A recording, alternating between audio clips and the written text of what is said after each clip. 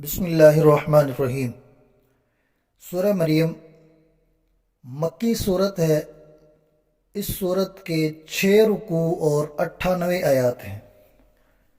یہاں لفظ ہے مکی صورت، تو قرآن پاک کی کچھ صورتیں مکی ہیں اور کچھ مدنی ہیں۔ مکی اور مدنی صورتوں میں فرق کیا ہے؟ جو صورتیں ہجرت سے پہلے نازل ہوئیں وہ مکی صورتیں ہیں، اور جو صورتیں ہجرت کے بعد نازل ہوئیں ان کو مدنی صورتیں کہا جاتا ہے۔ مکی صورتوں کی تعداد 86 اور مدنی صورتوں کی تعداد 28 ہے، اور قرآن پاک کی کل صورتیں 114 ہیں۔ سب سے پہلے سورہ مریم کا تعارف ہے۔ سورہ مریم میں حضرت مریم علیہ السلام کا تفصیلی تذکرہ ہے، اس لیے اس کا نام سورہ مریم رکھا گیا ہے۔ سورہ مریم اس زمانے میں نازل ہوئی جب مشرکین مکہ مسلمانوں پر ظلم کر رہے تھے۔ اس موقع پر حضرت محمد رسول اللہ خاتم النبیین صلی اللہ علیہ وسلم نے صحابہ کرام رضوان اللہ تعالی علیہم اجمعین کو حبشہ کی طرف ہجرت کرنے کا حکم فرمایا۔ ہجرت حبشہ۔ حبشہ براعظم افریقہ کا ایک ملک تھا جو کہ آج کل ایتھوپیا کے نام سے جانا جاتا ہے۔ جب حضرت محمد رسول اللہ خاتم النبیین صلی اللہ علیہ وسلم نے نبوت کا اعلان فرمایا تو وہاں ایک عیسائی حکمران تھا جس کا لقب نجاشی تھا، اور نجاشی کا اصل نام اصحامہ بن ابجر تھا۔ نجاشی بہت رحم دل اور عادل بادشاہ یعنی انصاف پسند تھا اور کسی پر ظلم نہیں کرتا تھا۔ مکہ مکرمہ میں صحابہ کرام رضوان اللہ تعالی علیہم اجمعین پر قریش کا ظلم حد سے گزر گیا تھا۔ اس موقع پر حضرت محمد رسول اللہ صلی اللہ علیہ وسلم نے محسوس کیا کہ ایسے سخت حالات میں مسلمانوں کے لیے زندگی بسر کرنا، زندگی گزارنا مشکل سے مشکل ہوتا جا رہا ہے۔ آپ صلی اللہ علیہ وسلم نے اللہ تعالیٰ کے حکم سے مسلمانوں کو حبشہ کی طرف ہجرت کرنے کی اجازت دے دی۔ حضرت محمد رسول اللہ خاتم النبیین صلی اللہ علیہ وسلم کی اجازت سے 11 مردوں اور 4 خواتین نے حبشہ کی طرف ہجرت کی۔ گویا ہجرت کرنے والوں کی تعداد کل 15 تھی۔ ہجرت کرنے والوں میں حضرت عثمان غنی داماد رسول رضی اللہ تعالی عنہ اور آپ کی زوجہ محترمہ حضرت رقیہ رضی اللہ تعالی عنہا بھی تھیں۔ یہ حبشہ کی طرف پہلی ہی ہجرت تھی۔ نبوت کا 5واں سال تھا۔ مسلمان امن کی تلاش میں حبشہ پہنچے، لیکن مکہ مکرمہ کے کافروں سے یہ بات برداشت نہ ہوئی۔ وہ چاہتے تھے کہ مسلمان کہیں بھی چین اور سکون سے نہ رہیں۔ انہوں نے تحفے دے کر اپنے کچھ لوگوں کو نجاشی کے پاس بھیجا۔ ان لوگوں نے وہاں قیمتی تحفے پیش کیے اور نجاشی سے کہا کہ ہمارے علاقے سے چند ناسمجھ لوگ بھاگ کر یہاں آ گئے ہیں۔ انہوں نے اپنے باپ دادا کا دین چھوڑ کر نیا دین اختیار کر لیا ہے۔ وہ آپ کے دین کے بھی خلاف ہیں اور آپ ان کو ہمارے حوالے کر دیں۔ یہ بات سن کر نجاشی نے مسلمانوں کو دربار میں بلایا اور ان سے کچھ سوالات کیے۔ نجاشی کے سوالوں کے جواب میں حضرت جعفر بن ابی طالب رضی اللہ تعالی عنہ نے نجاشی کے دربار میں بڑی پر اثر تقریر کی۔ تقریر سے پہلے حضرت جعفر رضی اللہ تعالی عنہ کا کچھ تعارف ہو جائے۔ حضرت جعفر بن ابی طالب جعفر طیار کے نام سے مشہور ہیں۔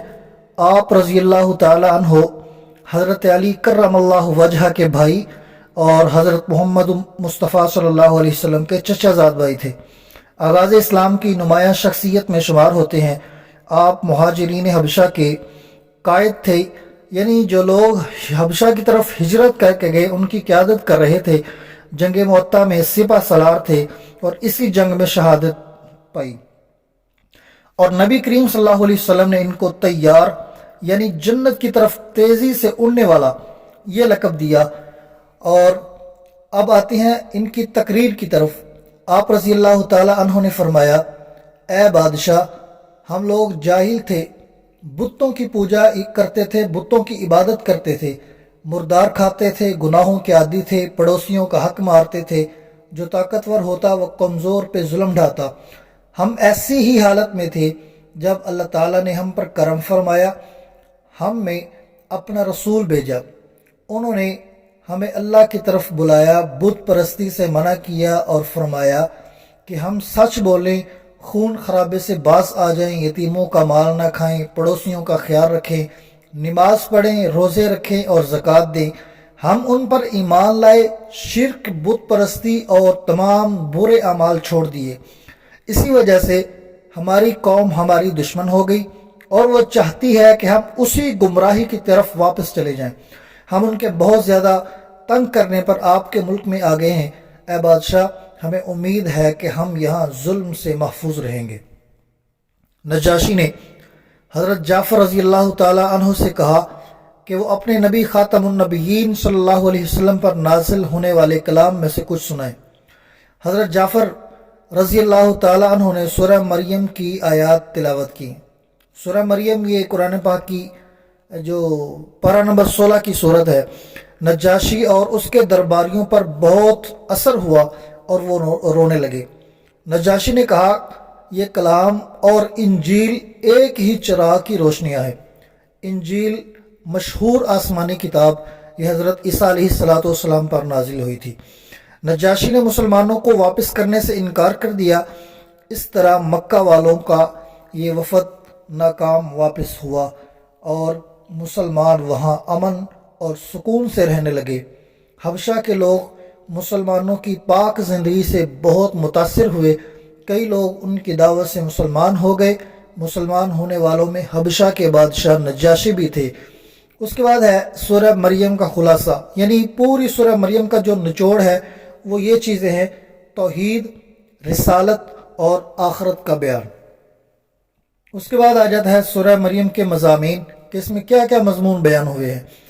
سورہ مریم میں اللہ تعالیٰ کی وحدانیت کا بیان ہے، یعنی اللہ تعالیٰ واحد ہے، اکیلا ہے، اس کا کوئی شریک نہیں، اس کا کوئی بیٹا بھی نہیں، اس کی کوئی اولاد بھی نہیں، اور نہ ہی اس کا کوئی باپ ہے۔ اس کے بعد 7 انبیاء کرام علیہم السلام کا تذکرہ ہے، جس میں بتایا گیا ہے کہ کسی نبی کی معجزانہ پیدائش اس کو اللہ یا اللہ کا بیٹا نہیں بناتی۔ جن 7 انبیاء کا نام سورہ مریم میں مذکور ہے وہ درج ذیل ہے۔ پہلے رکوع میں حضرت زکریا علیہ السلام کا تذکرہ ہے، دوسرے رکوع میں حضرت عیسیٰ علیہ السلام کا تذکرہ ہے، تیسرے رکوع میں حضرت ابراہیم علیہ السلام کا تذکرہ ہے، اور چوتھے رکوع میں باقی 4 انبیاء کا تذکرہ ہے: حضرت موسیٰ، حضرت ہارون، حضرت اسماعیل اور حضرت ادریس علیہم السلام۔ اس صورت میں حضرت مریم علیہ السلام کا تذکرہ ہے، اور پھر حضرت عیسیٰ علیہ السلام کی معجزانہ تخلیق کا تفصیلی ذکر ہے کہ حضرت عیسیٰ علیہ السلام کی پیدائش کیسے ہوئی۔ آخری 3 رکوع میں قیامت کے احوال کا بیان ہے۔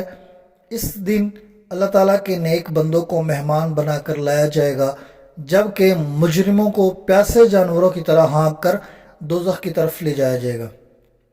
اس کے بعد ہے علمی و عملی نکات، یعنی وہ چیزیں جو اس صورت میں ہمیں معلوم ہوئیں اور پھر ان چیزوں پر عمل کرنا۔ سورہ مریم کا مطالعہ کرنے سے جو علمی اور عملی نکات معلوم ہوتے ہیں ان میں کچھ یہ ہیں: نمبر 1، اللہ تعالیٰ کی رحمت اور قدرت سے کبھی مایوس نہیں ہونا چاہیے، ہر حال میں اس سے دعا مانگتے رہیں، جس طرح زکریا علیہ السلام اللہ تعالیٰ سے دعا مانگتے رہے اور آخری عمر بھی اللہ رب العزت نے ان کو بیٹے جیسی نعمت سے نوازا۔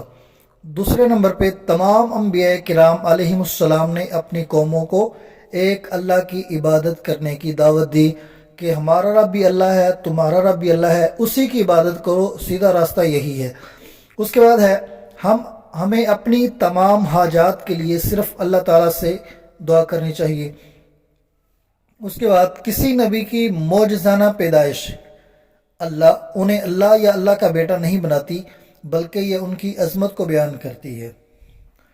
اس کے بعد ہے ہمیں اپنے والدین کے ساتھ نیک سلوک کرنا چاہیے، کیونکہ یہ انبیاء کرام علیہم السلام کا طریقہ ہے۔